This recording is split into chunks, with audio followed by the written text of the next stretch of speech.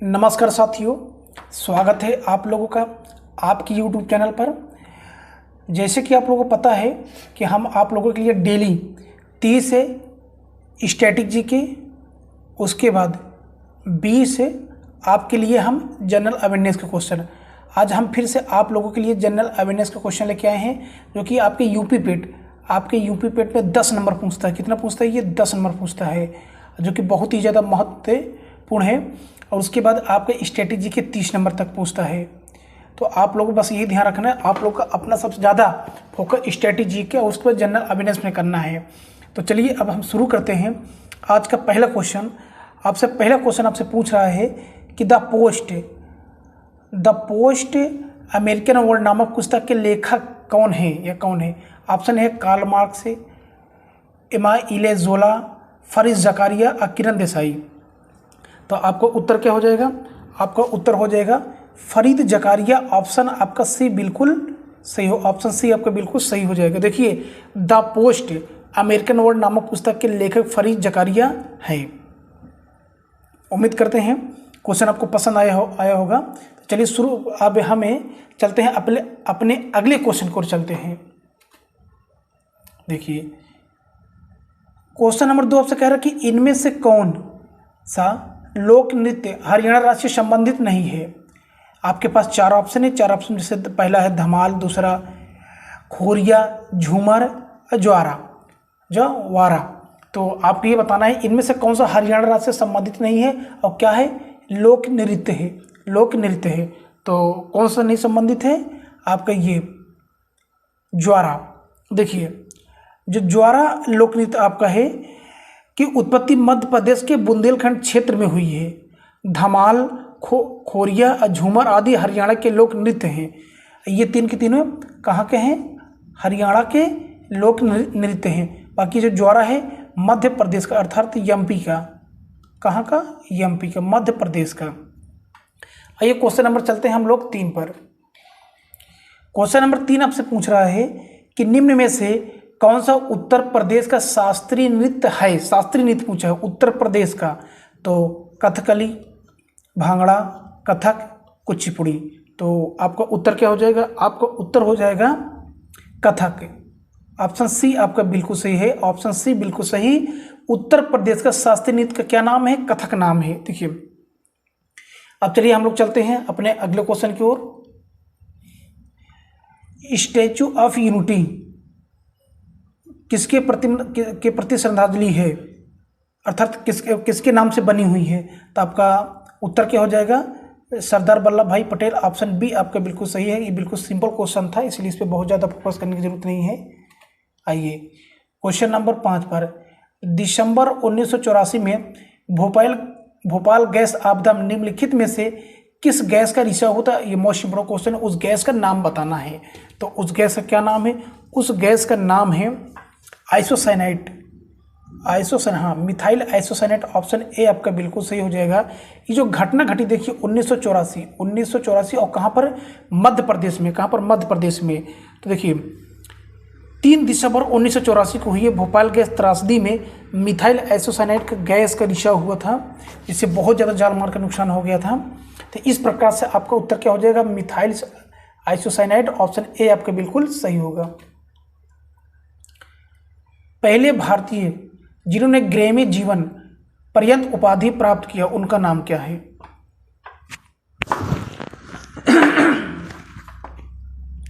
उनका क्या नाम है? तो उनका नाम है पंडित रविशंकर। ऑप्शन आपका सी बिल्कुल सही हो जाएगा।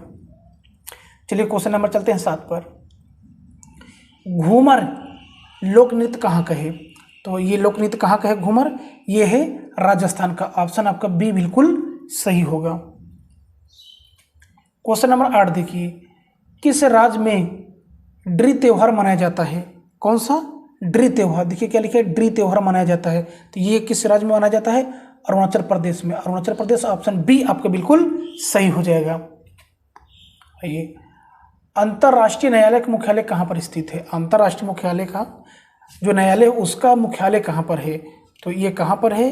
ये है नीदरलैंड की राजधानी द हेग में। ऑप्शन सी आपका बिल्कुल सही हो जाएगा। क्वेश्चन नंबर 10, दादा साहेब फाल्के पुरस्कार किस क्षेत्र में योगदान के लिए दिया जाता है? तो ये किस में दिया जाता है? फिल्म में। किस में? फिल्म में। ऑप्शन डी आपका बिल्कुल सही होगा। किस पर्यावरणविद ने 1997 में मैग्सेसे पुरस्कार जीता था? ताजमहल और गंगा की सफाई में एक प्रमुख भूमिका निभाई, उनका नाम बताना है। तो उनका क्या नाम है?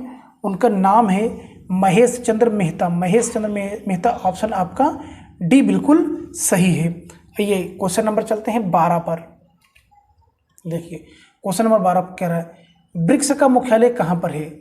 तो ये इसका मुख्यालय कहाँ पर है? तो इसका मुख्यालय चीन का एक शहर क्या है? संघाई, वहीं पर है। तो कहाँ पर है? संघाई में। ऑप्शन बी आपका बिल्कुल सही हो जाएगा। चलिए साथियों, अब देखते हैं हम लोग question number 13। Golden pain of freedom पुरस्कार किससे संबंधित है? देखिए इस पुरस्कार का नाम पहले याद करिए, क्या नाम है?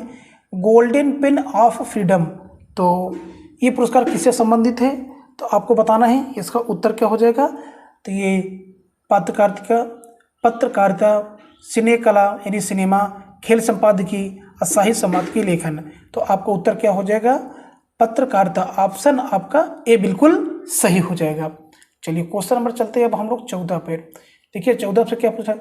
गोकुल पुरस्कार किससे संबंधित है? तो ये किससे संबंधित है? दुग्ध उत्पादन में सहकारिता को बढ़ावा देने से। ऑप्शन बी आपका बिल्कुल सही हो जाएगा। ऑप्शन बी आपका बिल्कुल सही होगा।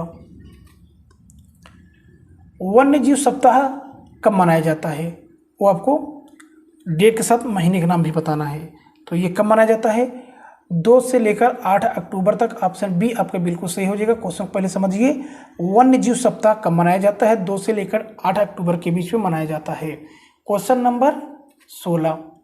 चलिए नीचे कुछ महत्वपूर्ण घटनाएं और तिथियां हैं, इनमें से कौन सा मिलान नहीं है? तो देखिए अंतर्राष्ट्रीय योग दिवस 21 जून, ये सही है। विश्व स्वास्थ्य दिवस, ये बिल्कुल सही है। पृथ्वी दिवस 22 अप्रैल को, ये सही है। अंतर्राष्ट्रीय जैव विविधता दिवस, ये ना, 1 मई को मजदूर दिवस मनाया जाता है, इसलिए आपका ऑप्शन डी बिल्कुल सही उत्तर हो जाएगा। अंतर्राष्ट्रीय जैव विविधता दिवस 1 मई को नहीं मनाया जाता है। चलिए क्वेश्चन नंबर चलते हैं अब हम लोग 17 पर। निम्नलिखित पुरस्कारों में से कौन सा पुरस्कार नॉर्वे के राजा द्वारा प्रदान किया गया है और अक्सर इसे गणित का नोबेल पुरस्कार कहा जाता है? तो उस पुरस्कार का क्या नाम है?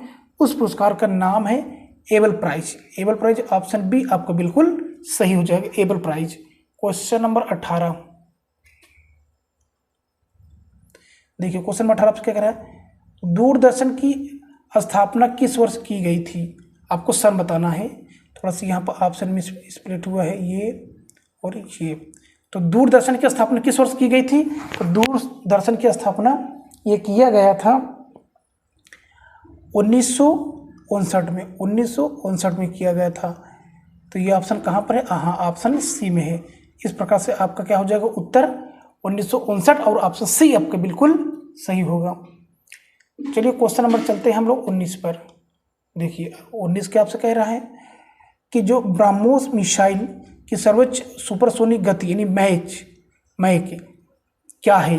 तो उसकी जो सुपरसोनिक गति है, स्पीड है, वो आपको बताना है। आपके सामने ऑप्शन है 0.8 से लेकर 1 तक, 1.8 से लेकर 2 तक, सी है 2.8 से लेकर 3 तक, और डी है 3 से लेकर 4.8 तक। तो आपका बिल्कुल सही उत्तर क्या हो जाएगा? 2.8 से लेकर 3 तक। ऑप्शन सी आपको बिल्कुल सही हो जाएगा, 2.8 से लेकर 3 तक। आइए अब हम लोग चलते हैं अपने लास्ट क्वेश्चन की ओर चलते हैं।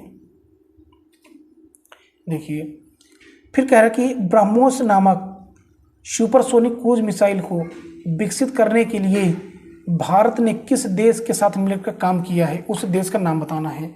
तो उस देश का क्या नाम है? उस देश का नाम है रूस। ऑप्शन डी आपका बिल्कुल सही होगा।